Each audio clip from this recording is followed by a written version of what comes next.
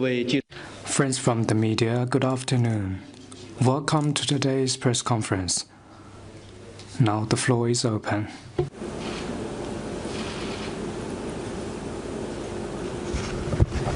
谢谢发言人。总台中文国际频道记者提问：塔吉克斯坦于3月2号。 CCTV Tajikistan held elections to the lower house of parliament on March the 2nd. What's China's comment on that? China congratulates Tajikistan on the smooth elections of the lower house of parliament.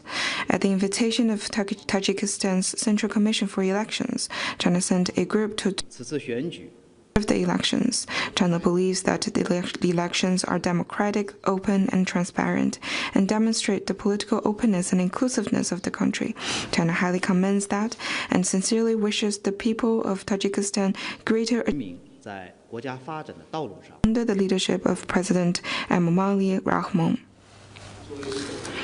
As a friendly neighbor and comprehensive strategic cooperative partner in the new era, China attaches great importance to its relations with Tajikistan and stands ready to work with Tajikistan to understandings between President Xi Jinping and President Rahmon, step up mutual support, deepen mutually beneficial cooperation on all fronts, and achieve more solid progress in building a China-Tajikistan community with a shared future. Next one, please.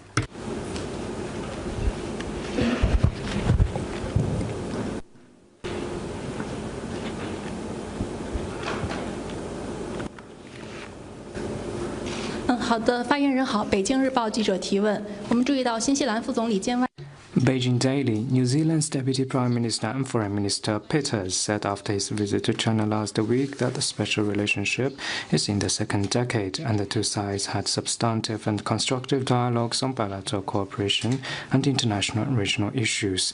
Could you share more details? From February 25th to 27th, New Zealand's Deputy Prime Minister Winston Peters visited China.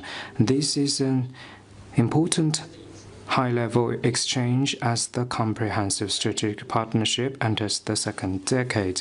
This visit is aimed at delivering on the important common understandings between the leaders of the two countries, enhancing strategic communication and promoting the continuous sound and steady growth of bilateral relations. Vice President Han Zheng and Foreign Minister Wang Yi met with New Zealand's Deputy Prime Minister and Foreign Minister Winston Peters. The two sides had candid and in-depth exchange of views on China-New Zealand relations and international and regional issues of mutual concern. They agreed to maintain high-level exchanges, strengthen dialogue and communication, and expand mutually beneficial cooperation.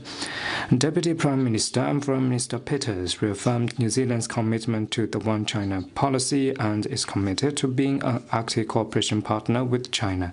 China expressed appreciation for this stance. China stands to work with New Zealand to renew the traditional friendship, carry forward the spirit of striving to be the first and become partners with mutual trust and achieve mutual success, thereby better benefiting the peoples of the two countries and maintaining regional and global peace and stability. Next one, please. A question from the New York Times. 纽约时报，美方已经对中国加征了10%的关税，覆盖大多数对美输美产品。中方对此有何评论？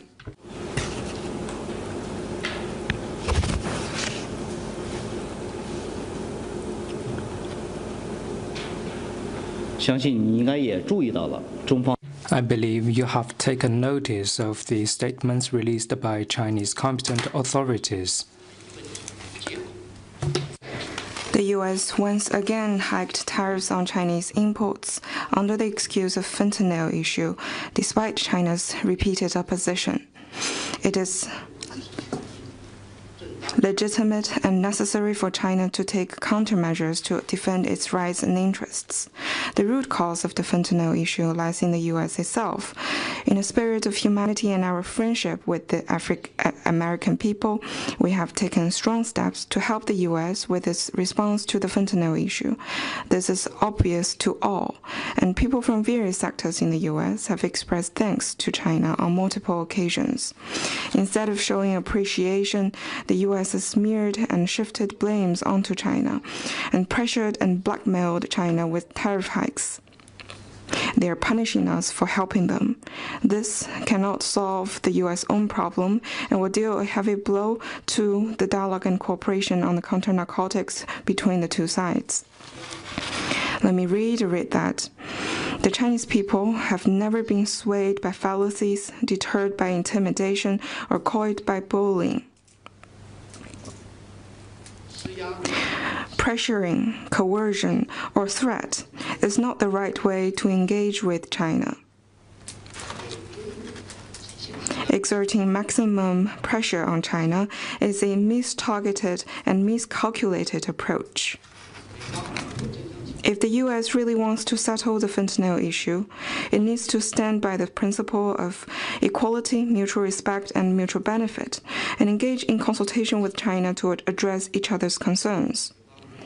If the U.S. has other agenda in mind and insists on waging a tariff war, trade war, or whatever war, China will not flinch and is ready to take due response.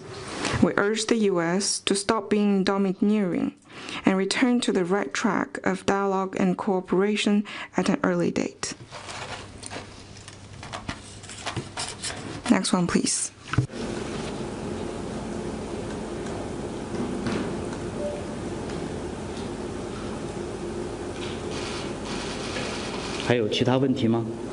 Anything else? 好，那今天的记者会就到这里。 Then let's call it a day. Thank you for coming.